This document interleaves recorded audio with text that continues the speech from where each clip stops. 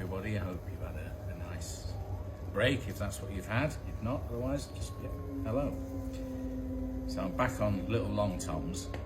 It's the first day back throwing after Christmas, and it's the clays are very coarse at the moment. So it's almost like we've got a load of prehistoric roots. And I think a whole ship of Vikings clipped their toenails as they got off the ship. So that's what it feels like. So you can actually hear it slightly crackling. Well, you can hear the fire as well, but also the grit as the rib goes over it. So because of the clay being so coarse, you kind of adapt your throwing method. So you use the rib very flat. So you're very much squeezing the clay as opposed to cutting into it.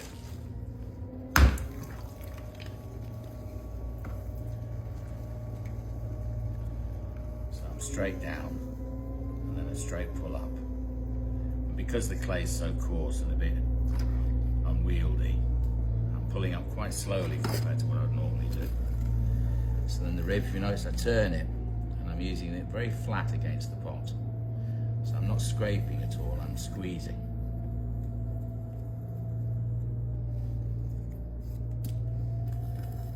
With these, you don't tend to use, or you try not to use too much water, and the whole idea is that you don't have to use a sponge, so it's yet another move you can do without.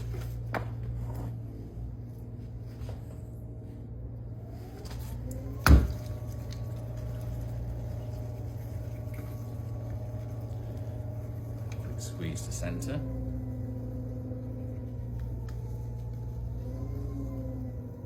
Whoop. And that's the thing with this clay, it's very short. It's a bit annoying to use. We could edit that out, but it's actually quite good to see. Everybody ruins pots every now and again.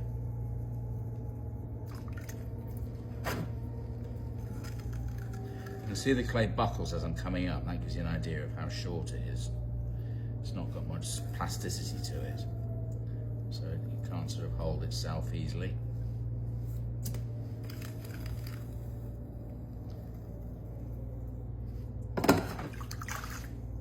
But with these pots, they're very much, as near as you're going to get to a Victorian long tom, in the sense that they're made in the same fashion.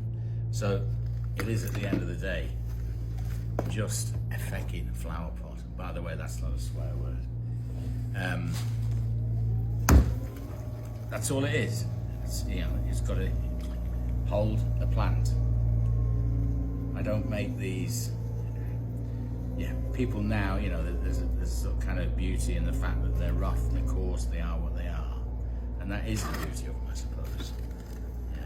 I'm not trying to make a pretty glazed vase or anything.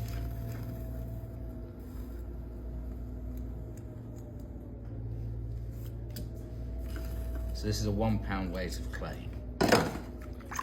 So these would have been called 56s in Victorian times. In other words, there was 56 of these to half hundredweight, 56 of these, so half hundredweight is 56 kilos, 56 pounds. So you'd have made about 20 times to 21 times that in a working day. That would have been your benchmark, 20 times. So it's a lot of pots, 1,000 pots in a day, just over. But you'd have had probably a baller upper, someone to remove your boards as you fill them. And if you'd work in somewhere like Sankey's, you would have had a passer, so someone actually taking the pots off the wheel for you. So they were very fast. Their throwers would do up to sort of 1,500 of these in a working day. Admittedly, working days were a bit longer than they are these days. I think a working day then would have been about 9 to 10 hours.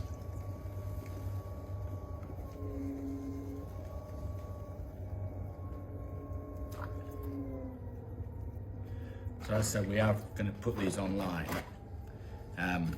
We won't send any out that have got holes in the side of the pots, but there certainly won't be a perfect as it were, a perfect pot, but there'll be a perfect 4-inch long tom. And that's what they are.